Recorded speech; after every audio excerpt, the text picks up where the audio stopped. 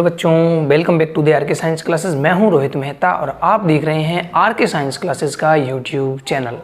बच्चों, इस वीडियो में हम बात करने जा रहे हैं जो हमारा 12th बायोलॉजी का जो चल रहा है चैप्टर नंबर 10, जो कि हमारी ओल्ड NCERT के अनुसार है।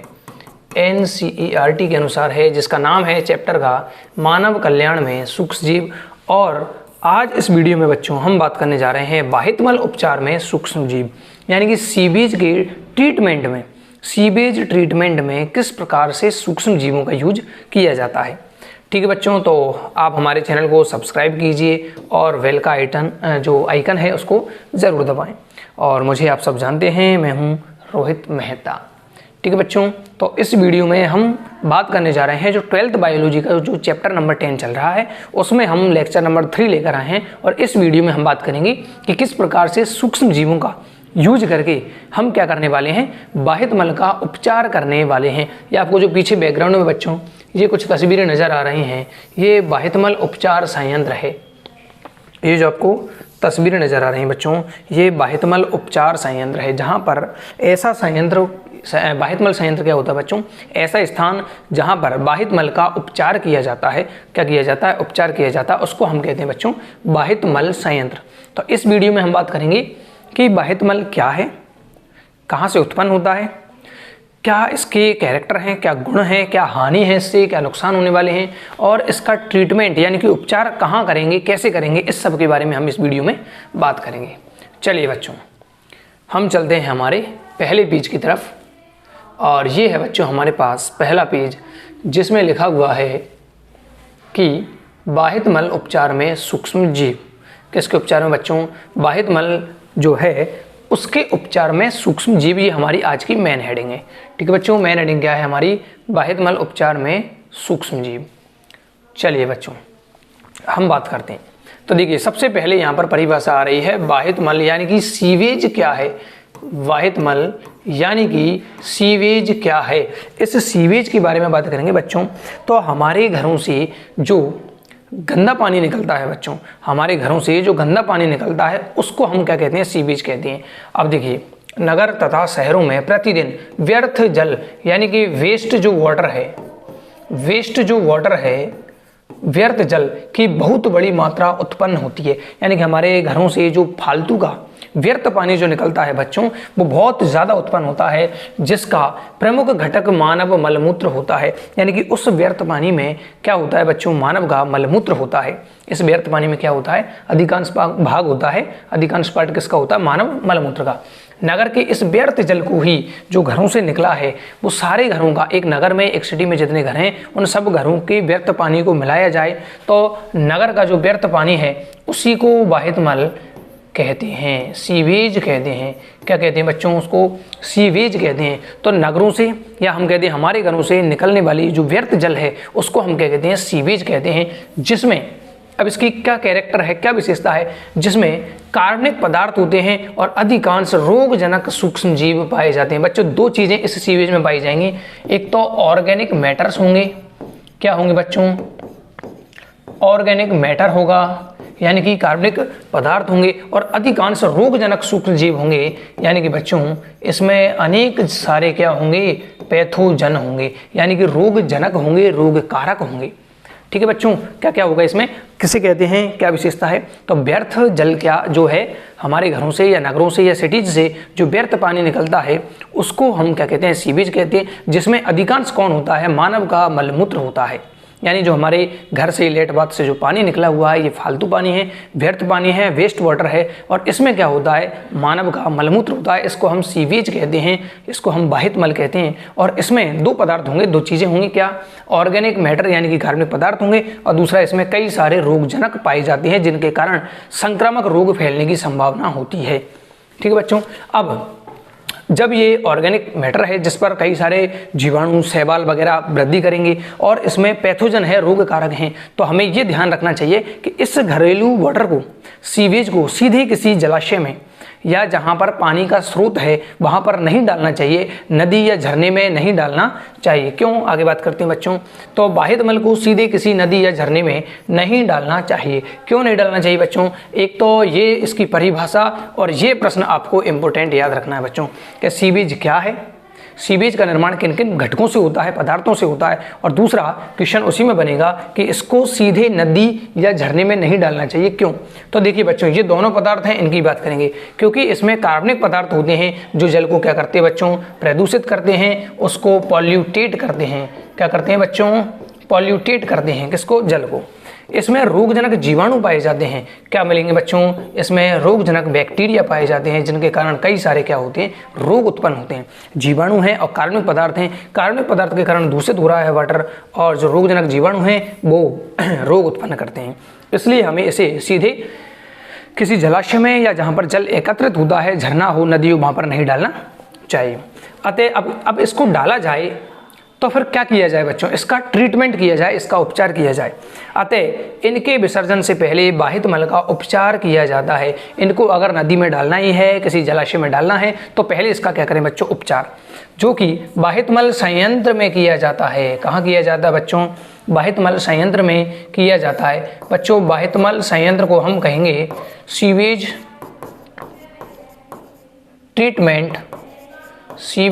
Treatment plant. क्या कहेंगे बच्चों इसको? Sewage treatment plant. इसको मैं शॉर्ट में लिख दूंगा सीवेज ट्रीटमेंट प्लांट्स, बहुवचन STPs। तो STPs का मतलब क्या है बच्चों? सीवेज ट्रीटमेंट प्लांट्स में किया जाता है, ताकि वह प्रदूषित मुक्त हो जाए, यानी कि प्रदूषण ना करे। और यह क्रिया परपोषित सूक्ष्म जीवों से किया जाता है, यानी कि जो सीवेज है इसका ट्रीटमेंट जो है वो उसी में पाए जाने वाले जीवाणुओं की सहायता से किया जाता है। दोबारा सुनिए बच्चों, क्या बोला मैं? जो सीवेज है उसमें कुछ जीवाणु पाए जाते हैं, उन जीवाणु का यूज करके ही हम क्या करते हैं? उसका ट्रीटमेंट करते हैं।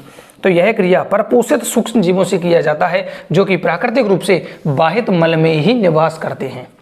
तो बाहित मल में जो व्यर्थ पानी है उसी में जीवाणु पाए जाते हैं, उनका ही यूज करते हैं, और हम उस वेस्ट पदार्थ को, उस वेस्ट वाटर को ट्रीटमेंट करते हैं, उपचार करते हैं। कहाँ करते हैं? तो बाहित मल संयंत्र में। इस स्लाइड में बच्चों हमने केवल और केवल क्या देखा? सीवेज की परिभाषा क्या है, सीवेज में क्या होता है, क्या नुकसानदायी पदार्थ हैं, और उसका ट्रीटमेंट कहाँ किया जाता है और क्यों किया जाना है। ठीक है बच्चों, और कैसे किया जाता है? तो उसमें जो सूक्ष्म जीव पाए जाते हैं उनका यूज करके ही हम उस सीवेज का ट्रीटमेंट करते हैं। अगले स्लाइड की तरफ चलते हैं बच्चों।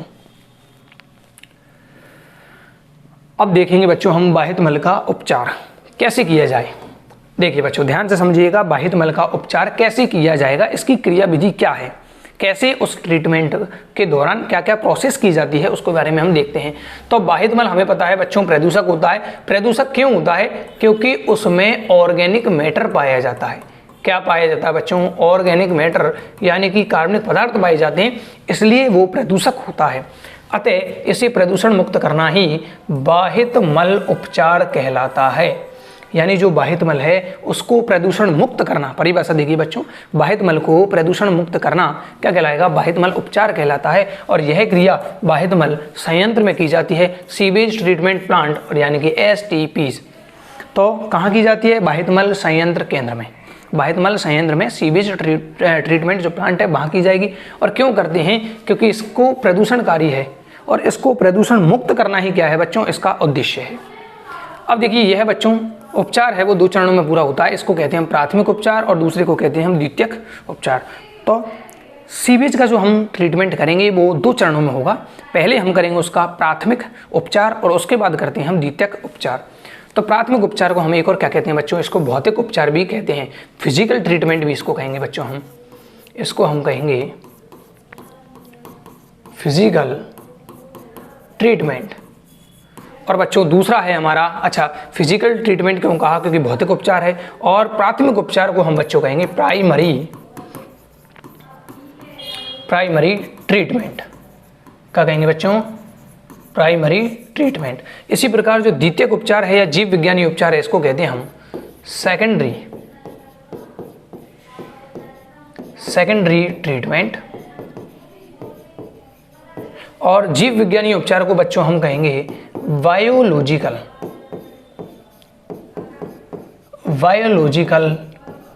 ट्रीटमेंट।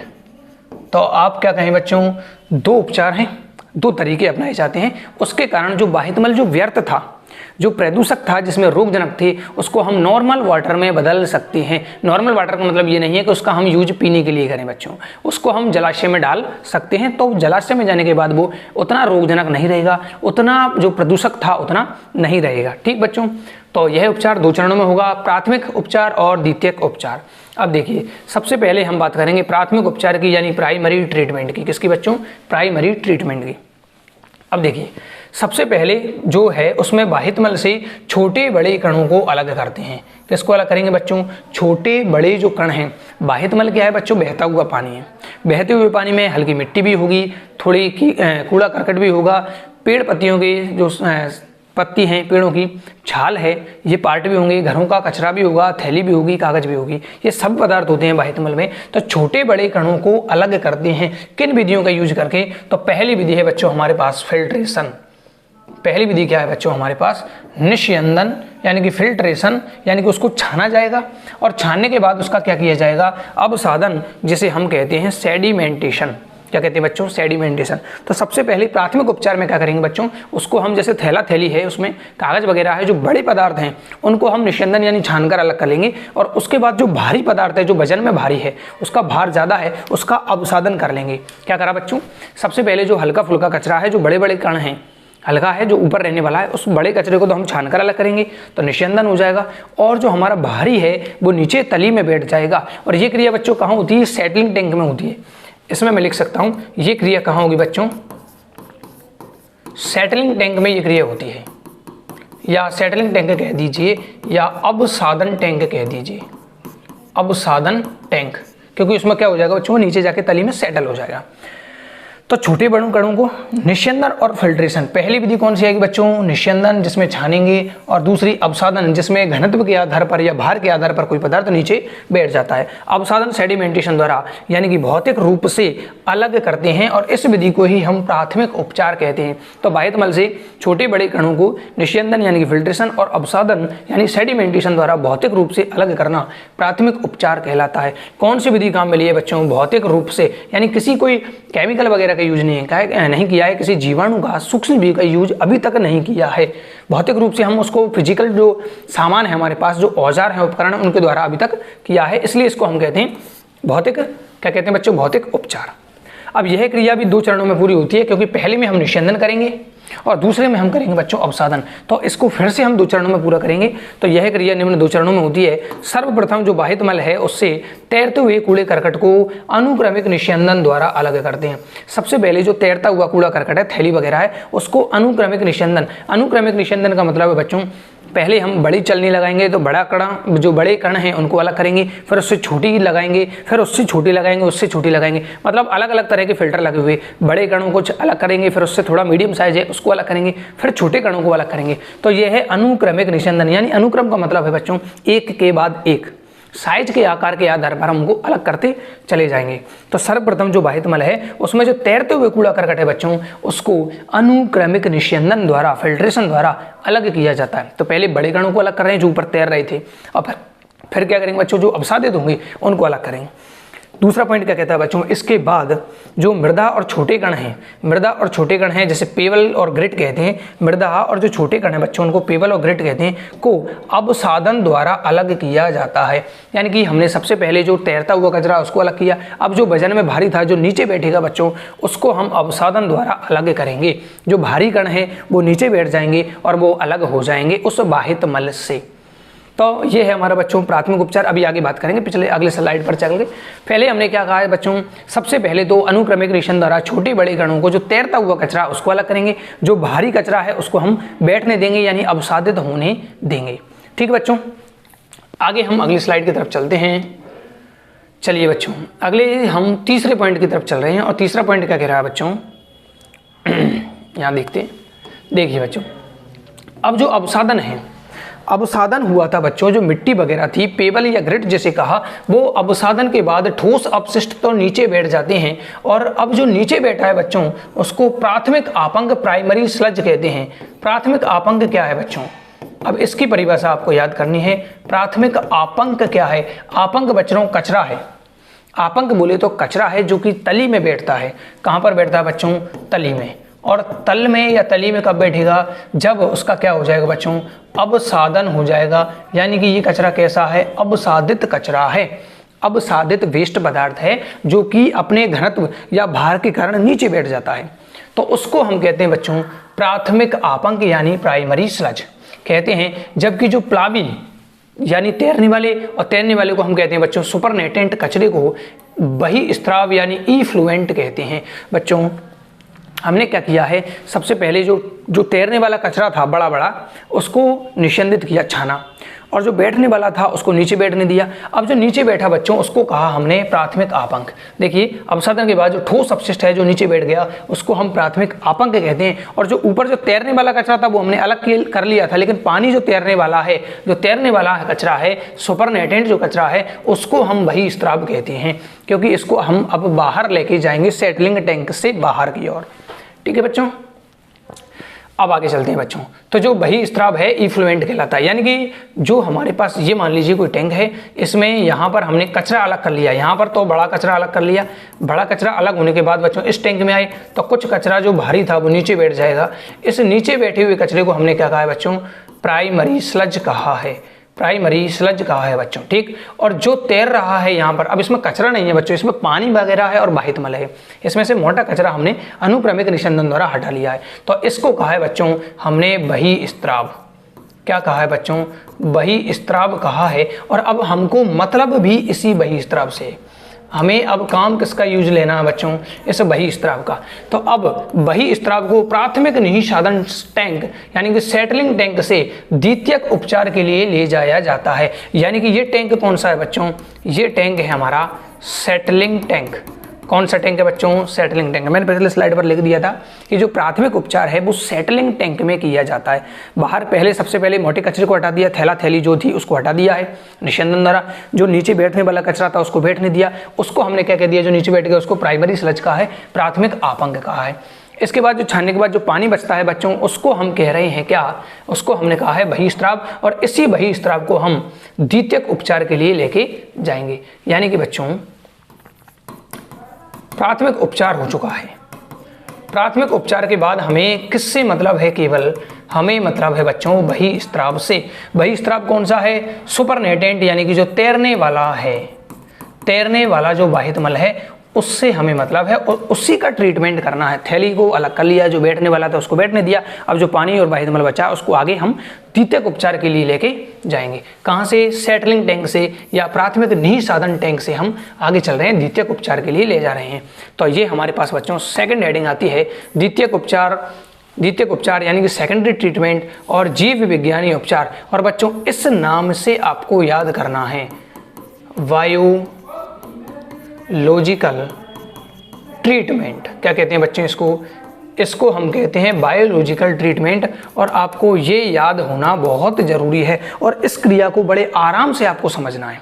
ठीक है बच्चों, देखिए इस चरण में बहिस्त्राव का जीव विज्ञानीय तरीके से उपचार किया जाता है। किस तरीके से? जीव विज्ञानीय तरीके से। जीव विज्ञानीय तरीका का मतलब है बच्चों बायोलॉजिकल ट्रीटमेंट। अब जीव विज्ञानीय तरीके का मतलब क्या है बच्चों? इसमें बायोलॉजी का ही यूज करेंगे और हम इसमें जो जीवाणु पाए जाते हैं बच्चों, बायोलॉजिकल का मतलब है जो जीवित पदार्थ हैं, बायो से संबंधित हैं, जीवित हैं, जिनमें जीवन पाया जाता है, और जीवाणु इसका उदाहरण है। तो जीव विज्ञानी तरीके का मतलब है बच्चों जीवाणु का यूज करते हुए, सजीवों का यूज करते हुए ही इसका ट्रीटमेंट करेंगे। तो जीवाणु का यूज किया जाएगा। अब कैसे होता है बच्चों जीवाणु का यूज, किस प्रकार से किया जाएगा? मैं इसको एक बार सबको हटा देता हूं, उसके बाद हम आगे दोबारा चलते हैं। अब देखिए बच्चों, सबसे पहले जो बहिस्त्राव आया है, कहाँ से आया बच्चों बहिस्त्राव? प्राथमिक जो हमने उपचार किया था सेटलिंग टैंक में, उसमें जो ऊपर हमारा जो पानी बचा था, बाहित मल जो बचा था, मोटे और भारी कण हटाने के बाद जो पानी बचा था उसको हम कहाँ ला रहे हैं? द्वितीयक उपचार के लिए। और उसी को हमने क्या कहा है बच्चों? बहिस्त्राव इफ्लुएंट को बड़े वायवीय टैंक यानी एयरेशन टैंक, एयरेशन टैंक यहाँ स्पेस दे देना बच्चों। कहाँ ले जा रहे हैं हम? सबसे पहले लेके जा रहे हैं, पहला टैंक आया है सेकेंडरी उपचार में, उसका नाम है बच्चों एयरेशन टैंक, यानी कि इसमें एयर है। क्या है बच्चों? एयर है। तो हम सबसे पहले कहते हैं कि बहिस्त्राव जो है उसको कहाँ ले आए बच्चों? पहली बार पहले टैंक में ला रहे हैं द्वितीयक उपचार के लिए, पहली बार किस टैंक में? एयरेशन टैंक यानी कि वायवीय टैंक। अब देखिए नाम खुद कह रहा है बच्चों वायवीय। वायवीय टैंक का मतलब है इसमें वायु होगी प्लस वायवीय जीवाणु होंगे, क्योंकि बायोलॉजिकल उपचार है तो इसमें जीवाणु आएंगे बच्चों। तो गुजारा जाता है किस टैंक से? वायवीय टैंकों से, एयरेशन टैंक से। और इस टैंक में इसे यांत्रिक रूप से लगातार हिलाया जाता है, यानी कि जो टैंक में हम लाए हैं उसमें इसको लगातार घुमाया जाएगा, इसको लगातार हिलाया जाएगा और इसमें पंप द्वारा वायु भी प्रवाहित की जाती है। ये मान लीजिए बच्चों ये बहिस्राव आ रहा है प्राथमिक उपचार के बाद। तो ये जो टैंक है बच्चों इसको कह रहे हैं हम वायवीय टैंक। कौन सा टैंक बच्चों? वायवीय टैंक। वायवीय टैंक में नीचे से हम क्या कर रहे हैं बच्चों, इसमें एक फैन लगा दिया गया है। क्या लगा दिया है बच्चों? फैन लगा दिया जाए, जिसके कारण इस इफ्लुएंट को लगातार हिलाया जा रहा है और यहाँ से हम वायु दे देते हैं बच्चों। क्या दे देते हैं बच्चों? वायु दे देते हैं। अब देखिए क्या होता है, इस पहले पॉइंट में कोई दिक्कत नहीं होनी चाहिए बच्चों। बहिस्राव है उसको हम लेकर आए सबसे पहले किस टैंक में? वायवीय टैंक में। वायवीय टैंक का मतलब है यहाँ पर वायु भी है और यहाँ पर इसको लगातार यांत्रिक रूप से हिलाया जा रहा है, यानी कि मशीन या पंखा लगा दिया गया जिसके कारण इसको मिलाया या हिलाता जाता रहे। आगे चलिए बच्चों, आगे चलते हैं। आगे क्या कह रहे हैं बच्चों? दूसरा पॉइंट, इसको थोड़ा सा और ऊपर ले लेता हूं बच्चों ताकि नीचे आपको दिखाई दे। ये लीजिए बच्चों। अब देखिए दूसरा पॉइंट क्या कह रहा है। दूसरा पॉइंट है कि इस टैंक में लाभदायक वायवीय सूक्ष्म जीवों का प्रयोग किया जाता है। अभी कहा मैंने बच्चों, ये हमारे पास क्या है? इफ्लुएंट यहाँ पर आया है। ये क्या है? हमारा वायवीय टैंक है। ये क्या है बच्चों? वायवीय टैंक। अब वायवीय टैंक है तो इसमें जीव विज्ञानी उपचार कर रहे हैं, मतलब जीवाणुओं को इसमें डाला जाएगा। और वायवीय टैंक है तो इसमें केवल वही जीवाणु जिंदा रहेंगे जो वायु की उपस्थिति में जिंदा रहते हैं, और जिन जीवाणुओं को हम कहते हैं वायवीय जीवाणु। तो इसमें वायवीय सूक्ष्म जीवों का प्रयोग किया जाता है जो ऑक्सीजन की उपस्थिति में, क्योंकि वायु दे रहे हैं अपन, जो ऑक्सीजन की उपस्थिति में अपनी संख्या को बढ़ाते हैं और ऊर्णक यानी कि फ्लॉक्स का निर्माण करते हैं। अब बच्चों फ्लॉक्स क्या है?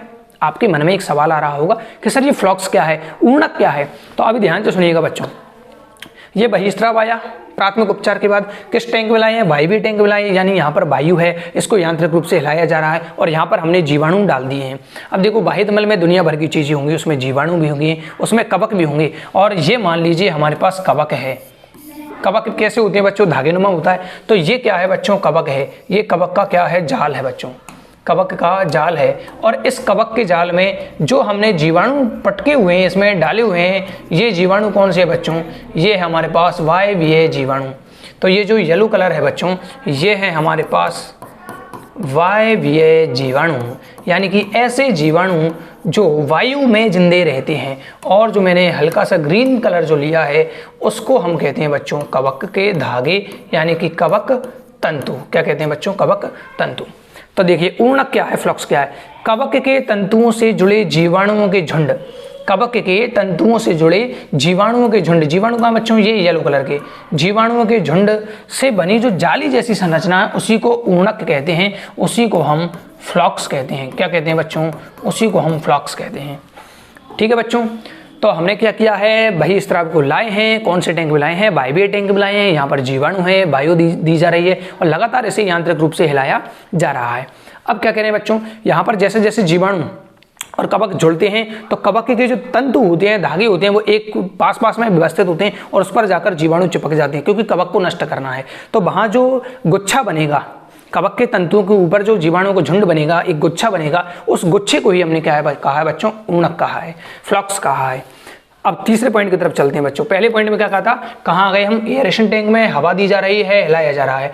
दूसरे पॉइंट में हमने बात की कि वायवीय जीवाणु है जो किसका निर्माण करते हैं? फ्लॉक्स का। तीसरे पॉइंट की तरफ चलते हैं बच्चों कि सूक्ष्म जीव वृद्धि करके बहिस्राव में उपस्थित कार्बनिक पदार्थों के प्रमुख भागों की खपत करते हैं।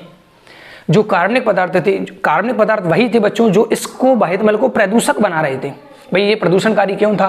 क्योंकि इसमें कार्बनिक पदार्थ हैं। अब ये जो कार्बनिक पदार्थ प्रदूषण कर रहे थे, उस कार्बनिक पदार्थ को कौन खा रहे हैं? जीवाणु। कौन खा रहे हैं बच्चों? जीवाणु।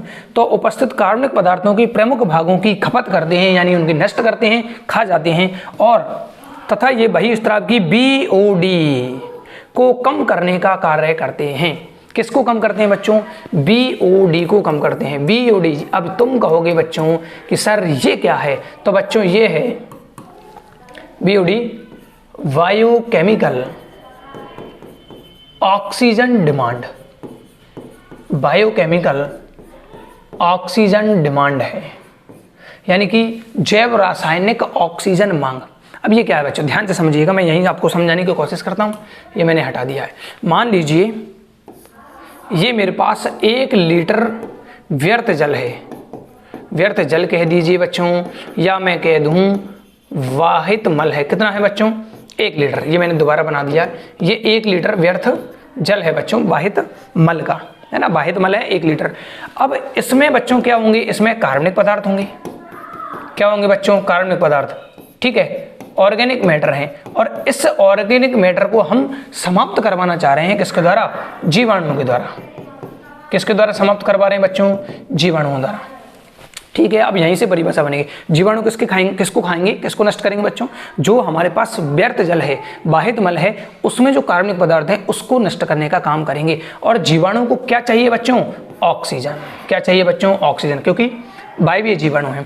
तो 1 लीटर जल में जो कार्बनिक पदार्थ उपस्थित हैं उनको जीवाणुओं द्वारा ऑक्सीकृत करने के लिए या नष्ट करने के लिए जितनी ऑक्सीजन की आवश्यकता होगी उसको ही हम क्या कहेंगे बच्चों, बीओडी कहेंगे। यानी कि ऑक्सीजन कितनी चाहिए, 1 लीटर जल में उपस्थित कार्बनिक पदार्थों को अपघटन करने के लिए या उनका ऑक्सीकरण करने के लिए इन जीवाणुओं को कितनी ऑक्सीजन चाहिए, उस ऑक्सीजन की मात्रा को ही हम कहते हैं बायोकेमिकल ऑक्सीजन डिमांड।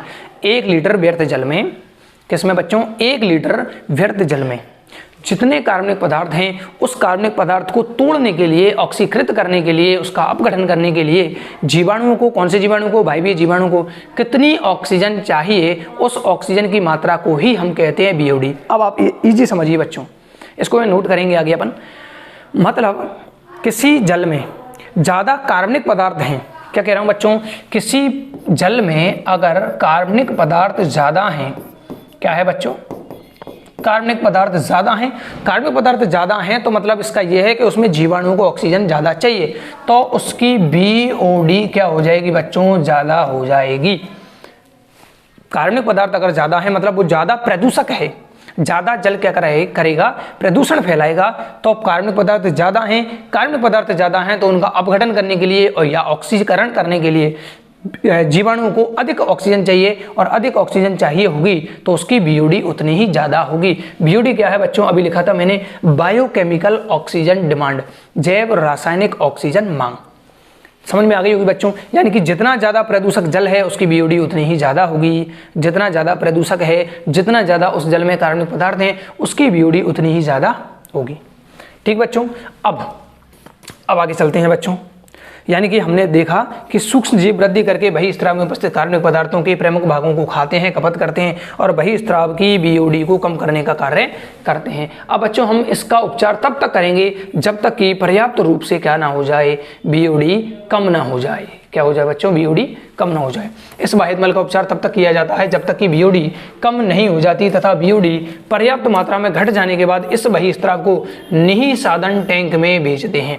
देखिए बच्चों, सबसे पहले हम किस टैंक में लाए, ये वाहित मल आया है, ये वाहित मल का कौन सा भाग आया बच्चों, ये हमारे पास वायवीय टैंक है और इसको जो आया उसको हमने कहा था बहिस्राव इफ्लुएंट, और सबसे पहले कहा लाए हम वायवीय टैंक में। अब देखो वायवीय टैंक में क्या करवा रहे हैं, इसको हम सिर्फ और सिर्फ बीओडी कम करवा रहे हैं। अगर बीओडी कम हो जाएगी तो इसको हम अगले टैंक में भेजेंगे और अगले टैंक का नाम क्या है बच्चों, निःसादन टैंक। इस टैंक का नाम क्या है बच्चों, निःसादन टैंक, यानी कि सेटलिंग टैंक। कौन सा टैंक बच्चों, सेटलिंग टैंक। ठीक है बच्चों, क्या कहेंगे, सेटलिंग टैंक। तो बीओडी जैसे ही कम हो जाएगी बच्चों उसको भेज देंगे हम द्वितीय टैंक में, और द्वितीय टैंक का नाम क्या है बच्चों, निःसादन टैंक, सेटलिंग टैंक। और इसको हम वैसे तो द्वितीयक सेटलिंग टैंक कहते हैं क्योंकि प्राथमिक उपचार में जो काम आया सेटलिंग टैंक उसको कहते हैं हम प्राथमिक सेटलिंग टैंक, और द्वितीयक उपचार में जो सेटलिंग टैंक काम आएगा उसको हम कहते हैं द्वितीयक सेटलिंग टैंक। ठीक बच्चों, अब देखिए यहाँ पर क्या करवाना है, यहाँ पर तो बीओडी कम करवाई तो इसमें भी कुछ करवाएंगे। तो हमारे पास जो फ्लॉक्स बनी थी बच्चों, ये जो गुच्छे बने थे फ्लॉक्स, इनको नष्ट करने का या इनको अवसादित करवाने का कार्य करेंगे। तो जहां जीवाणु झंडे यानी कि फ्लॉक्स अवसादित हो जाते हैं और इस अवसाद को सक्रिय तापांक कहते हैं, ये जो तली में बच्चों बैठेंगे, ये जो नीचे तली में बैठेंगे इसको हम सक्रियत आपंक कहते हैं। क्या कहते हैं बच्चों? सक्रियत आपंक, एक्टिवेटेड स्लज। क्या कहेंगे बच्चों इसको? सक्रियत आपंक कहते हैं, एक्टिवेटेड स्लज कहते हैं। तो पहले द्वितीयक उपचार में क्या लाए? सबसे पहले एयरेशन टैंक, जहां पर फ्लॉक्स बनने दिया, बीओडी को कम होने दूंगा। अब क्या करना है? इन फ्लॉक्स को नष्ट करना है। तो इन फ्लॉक्स को हम क्या करते हैं? द्वितीयक टैंक में लाते हैं। द्वितीयक टैंक का नाम क्या है बच्चों? Settling tank. यानी कि यहाँ पर जो फ्लॉक्स है वो अपने भार के आधार पर या घनत्व के आधार पर नीचे बैठ जाएंगे। तो सक्रियत आपंक के छोटे भाग को अब इसमें से कुछ भाग बच्चों वापस इस टैंक में डाला जाता है, क्योंकि अगली बार जो उपचार करेंगे, अगली बार जो हम बाहित मल आएगा जिसका उपचार हम करेंगे उसको भी तो इसी प्रकार से गुजारा जाएगा, इसी प्रक्रम से गुजारा जाएगा। तो ये निवेश द्रव्य कहलाता है बच्चों। जो हम वापस डाल रहे हैं उस वापस डाले गए द्रव्य को, जो पदार्थ हम वापस डालेंगे उस टैंक में वायवीय जीवाणु का, क्योंकि यहाँ पर भी तो वायवीय जीवाणु चाहिए, तो हम कहाँ से लाएंगे? हर बार नए नहीं लाएंगे। इसलिए हम जो नए टैंक में भेजा है, निष्कासन टैंक में, वहीं से थोड़ी सी मात्रा वापस डाल देंगे एयरेशन टैंक में। तो जो मात्रा डाली गई है उसको हम कहते हैं निवेश द्रव्य, इन ऑक्यूपेशन। सक्रियत आपंक के छोटे से भाग को फिर से पीछे वायवीय टैंक में पंप किया जाता है, जो निवेश द्रव्य के रूप में कार्य करता है। किसके रूप में काम करेगा बच्चों? निवेश द्रव्य के रूप में काम करेगा। अब आगे क्या करना है बच्चों? सक्रियत आपंक का बचा हुआ भाग, अब देखिए यहाँ से यहाँ ले आए, इसको नीचे बिठा दिया था। अब इस सक्रियत आपंक को बच्चों यहाँ से अगले टैंक की तरफ लेके जाएंगे और इसका आएगा बच्चों नाम अवायवीय। इसका नाम क्या है बच्चों? अवायवीय आपंक संपाचित्र, संपाचित्र यानी एनएरोबिक स्लज डाइजेस्टर। अब देखिए बच्चों क्या कर रहे हैं? जो सक्रियत आपंक है उसको कहाँ ले जाएंगे? अगले टैंक में। तो सक्रियत आपंक का बचा हुआ भाग अब एक बड़े टैंक में पंप किया जाता है, जिसे अवायवीय आपंक संपाचित्र यानी कि एनएरोबिक स्लज डाइजेस्टर कहते हैं। किसको लेके जाएंगे बच्चों? उसमें सक्रियत आपंक को, क्योंकि जो सक्रिय है, जो अभी जीवित हैं। अब इस टैंक में बच्चों क्या होंगे? अवायवीय जीवाणु होंगे, क्योंकि इस टैंक कैसा है बच्चों? अवायवीय।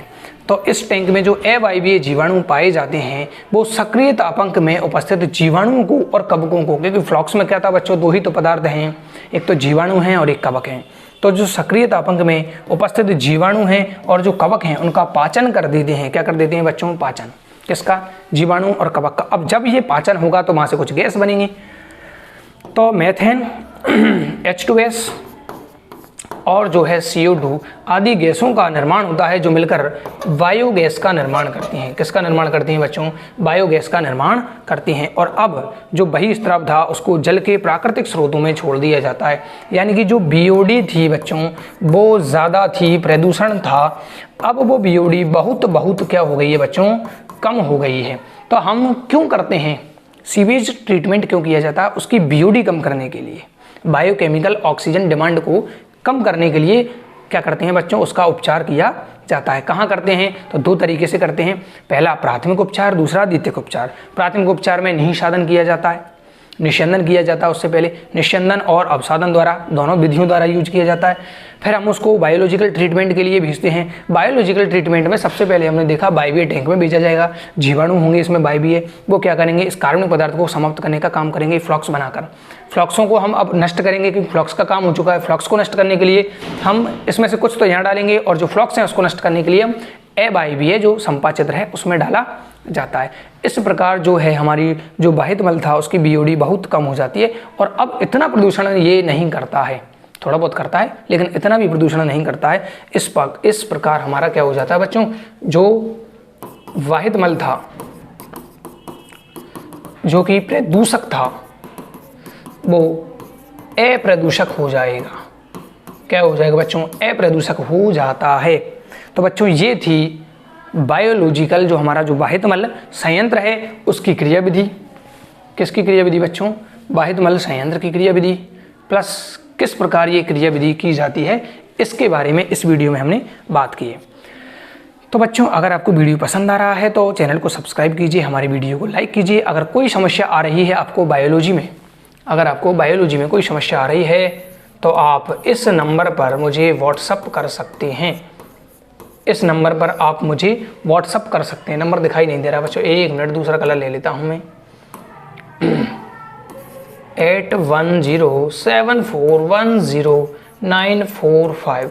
ये मेरा नंबर है बच्चों, इस नंबर पर आप मुझसे कांटेक्ट कर सकती हैं। ठीक है बच्चों, तो इसी प्रकार हमारे चैनल के साथ बने रहिए। तब तक के लिए जय हिंद, जय भारत, जय श्री राम।